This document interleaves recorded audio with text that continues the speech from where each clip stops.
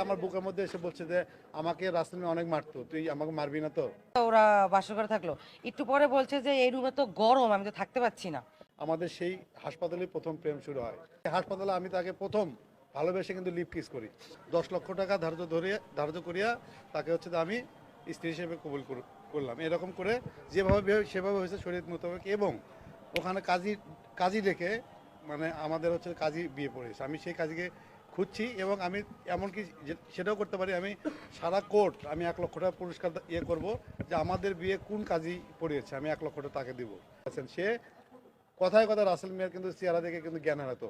সেখানে আমি 4 তলায় কোলে তুলে তাকে হাসপাতালে রেখেছি। ওখানে তার একটা বন্ধু ছিল, আমরা 2 বন্ধু ওখানে ছিলাম, একটা শাওন একটা হচ্ছে আমি।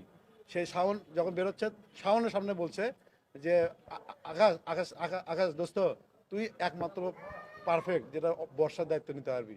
আমাদের সেই হাসপাতালে প্রথম প্রেম শুরু হয়।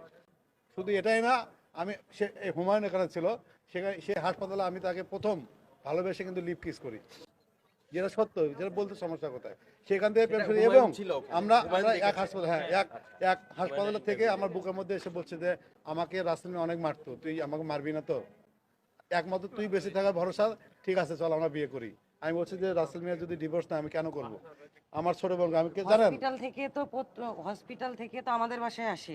তখন কি বাসা ভাড়া নেওয়ার জন্য আসছিল? হসপিটাল আমার থেকে বাসায় শাওন সহ তো শাওন উনি সহ আসছে। এক রাত ছিল।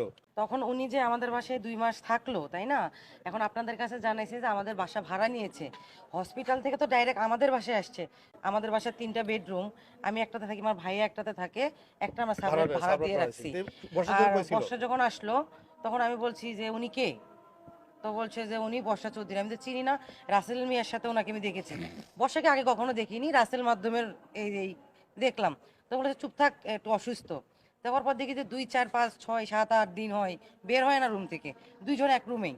তখন আমি বললাম যে আমাদের এটা তো পরিবার, আমাদের এটা তো বাসা, এটা ফ্যামিলি, এটা কিভাবে কি এভাবে কি এই কথা বলার কিভাবে পরে কি আমি বলার ডিসিশন নিয়েছি পরেই বিয়ে করব। ওরা কোর্টে চলে গেছে। আমাকে বলছে তুমি কোর্টে চলো। ওকে বিয়ের সময় যেতে বলছে, আমার ওকে বলছে তুমি ডাকছে। কোর্টে চলো। আমি বলছি অসম্ভব, ওই মেয়ের সাথে তুমি বিয়ে করবা আর আমি কোর্টে যাব, এটা হবে না। পরে ওরা যখন কোর্টে যায়, তখন আমার একটা বাচ্চা আছে, তো বলছে আম্মু যত খারাপই হোক, তো আমরা একটু ফুল টুল দেই, মামা আমরা বাসা তাহলে থেকে 3টায় বাসা বেরোই টাকা খাওয়া দিবে। দাওয়া করে। হ্যাঁ, টাকা দিবে। এর মধ্যে হচ্ছে উনি 5টা 41-এর দিকে উনি আমার হোয়াটসঅ্যাপে একটা ছবি পাঠায়। তো আমি ভাবলাম যেহেতু এরা বিয়ে করেই ফেলছে, তো আমি বাসা থেকে শাহবাগ যাই, শাহবাগ গিয়ে ফুল এনে দেই।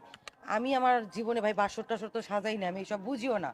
তো আমার পুচ্ছি মেয়েটা ও বাসর টাসর সাজাইছে। বাসর যখন আমি সাজাই, 1600 টাকার ফুল আর আকাশ শুভ বিবাহ বার্ষিকীর, এটা মিলে যাওয়া আসা 2600 টাকা। তো ও বলছে ওকে ওর মোবাইলে 4000 টাকা দিয়ে দে। সে ঠিক বাসর ঘরে ঢোকার 11টার 9-এ আমার বিকাশে 1020 টাকা সেন্ড মানি করে।